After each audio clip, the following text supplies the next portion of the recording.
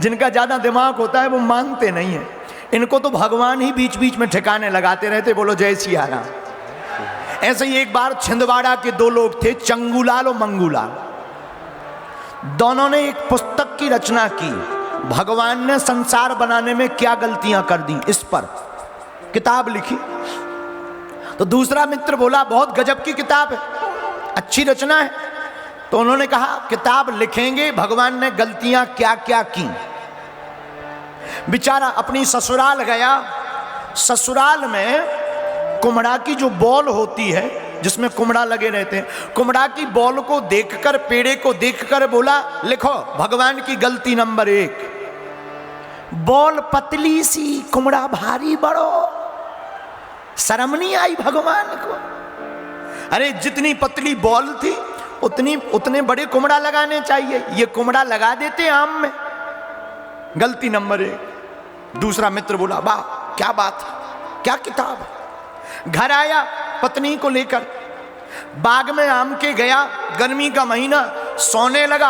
आम के छोटे छोटे फल आए थे, उसने ऊपर देखा, पेन कागज निकलवाया, बोले लिखो भगवान की गलती नंबर 2।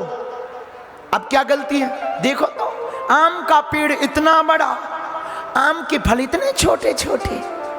अरे कुम्हड़ा यहां लगा देते, आम वहां लगा देते। भगवान को शर्म नहीं आई अपने मन से? बुद्धू है भगवान, बुद्धू है, ज्ञानी नहीं भगवान, बेकार है। इससे अच्छा तो हम ही कर लेते सृष्टि की रचना। ऐसे लोग छिंदवाड़ा में ही पाए जाते हैं। बोले इससे अच्छा तो हम भी सृष्टि की रचना कर लेते, वो भी छिंदवाड़ा का आदमी बोला। लेकिन भगवान भी ऐसे लोगों को ठिकाने लगाता है। जैसे ही वो सोया, चला तूफान, एक आम टूट के उसकी नाक पे उड़ा, पटा, मुंह से खून बहने लगा, पसीना मार गया। मित्र बोला डॉक्टर बुलाओ, एम्बुलेंस बुलाओ। अरे बुलाओ बुलाओ बुलाओ। अरे वो बोला डॉक्टर को बाद में बुलाना, पहले जो किताब लिखी वो फाड़ो। मित्र बोला क्यों? अरे बोले भगवान की बड़ी कृपा है कि यहां कुम्हड़ा नहीं लगाया। अगर कुम्हड़ा लगाए होते और इसी तूफान में कुम्हड़ा अगर टूट के गिर के लगता तो हमारी भी 13वीं की सब्जी बन जाती। तो ये अभिमानी ऐसे होते हैं। इन अभिमानियों को समझाना बड़ा मुश्किल है। जो ज्यादा खोपड़ी का होता है वो बड़ा खतरनाक होता है। हनुमान जी रावण को समझा रहे, रावण समझ जाओ। रावण बोले हम क्यों समझे, तुम समझो, हम तो समझे समझाए हैं। और रावण को सबने समझाया। अच्छा एक और है, अभिमानी व्यक्ति सिर नहीं झुकाता है, कटवा चाय लेता है। रावण ने अपने गुरुदेव, रावण के गुरुदेव हैं शंकर जी, शंकर जी की पूजा रावण ने की, लेकिन कभी सिर झुकाया नहीं, कटवा कर, काट करके चढ़ा दिया, काट दिया चढ़ा दिया।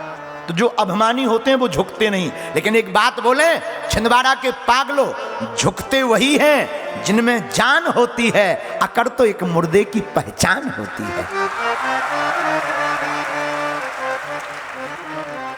जो फलदार पेड़ होता है वो झुकता है, जो बड़ा होता है वो विनम्र रहता है। इसलिए बड़ी बनने के लिए विनम्र रहना सीख जाना चाहिए। एक बात बताएं, गुरुजी के चरणों में, माता पिता के चरणों में प्रणाम क्यों करना चाहिए? क्यों करना चाहिए? क्या हो जाता है? पांव पड़ने से कुछ होता है क्या? होता है।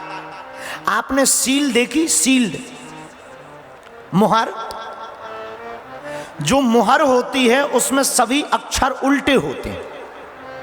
मुहर में सभी अक्षर उल्टे होते हैं, लेकिन जब कागज पर लगाते हैं तो वो सीधे उकर के आते हैं। वैसे ही हमारा भाग्य जब उल्टा हो तो माता पिता, गुरुदेव और भगवान के चरणों में प्रणाम कर लेना, आपके भाग्य की रेखाएं सीधी हो जाएगी।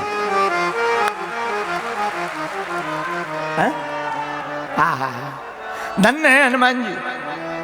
हनुमान जी कह रहे रावण एक काम करो। क्या काम करें? रावण आप जो है प्रभु से बैर मत करो, विनती करो जोरी कर रावण, सुनहु मान तजी मोर सिखावन। हमारा कहना मानो। क्या कहना माने? प्रभु से बैर मत करो। देखो, रावण ने मान अपना बगल में नहीं रखा इसलिए विनाश हुआ, और हनुमान के नाम में मान लगा, लेकिन हनुमान जी ने फिर भी अपने मान को साइड में कर दिया, इसलिए इनकी चारों युगों में पूजा हुई है। किसी भी कंपनी को, किसी भी समाज को, समाज के लोगों को अपने समाज को बनाए रखना है तो अपने अपने मान को हटा देना चाहिए, तभी वह संगठन, तभी वह कंपनी, तभी वह कंपनी के लोग जीवंत रहेंगे। अगर कोई अपने मान को अलग नहीं करेगा तो कभी एकता नहीं बन पाएगी। धन्य है हनुमान जी। लेकिन रावण तो गुरुदेव शंकर जी से भी नहीं डरता था। रावण शंकर जी के पास प्रणाम करने भी जाता था तो पता है क्या करता था? वो सीधा कैलाश पर्वत ही उठा लेता था। अच्छा, कैलाश पर्वत सिर पे रखो तो ऊपर बैठने वालों का क्या हाल होगा? हिले डोले। एक बार रावण प्रणाम करने गया, कैलाश पर्वत को ही ऊपर नीचे करने लगा, कसरत जैसी। किसी ने पूछा कि कौन हो? रावण ने कहा, हम रावण हैं। ऊपर पार्वती जी लगी हलने, शंकर जी। पार्वती जी ने पूछा, महाराज भूकंप आ गया? शंकर जी बोले, भूकंप नहीं आया, हमारा चेला रावण आया है। तो बोले, ये कर क्या रहा? बोले, प्रणाम। वो ऐसे कोई प्रणाम करता है? शंकर जी बोले, रावण जैसा चेला आएगा तो ऐसे ही प्रणाम करेगा। अभिमानी व्यक्ति बहुत विचित्र होते हैं, ये झुकते नहीं हैं, इसलिए झुकते वही है। देख, एक बात और, रावण विद्वान है पर विद्यावान नहीं है। विद्यावान तो हनुमान जी हैं, क्योंकि विद्या ददाति विनयम, जिसके अंदर विद्या होती है वो विनय होता है, विनम्र होता है। और रावण विनम्र नहीं है, हनुमान जी विनम्र हैं, इसलिए हनुमान जी की चारों दिशाओं में पूजा है और जय जयकार है। इसलिए हनुमान जी की पूजा है और हनुमान जी की चारों युगों में जय जयकार है। और तुमसे भी हम कहते हैं, तुम भी ऐसे हनुमान जी के चरण पकड़ लो, तुम्हारी भी बल्ले बल्ले हो जाएगी।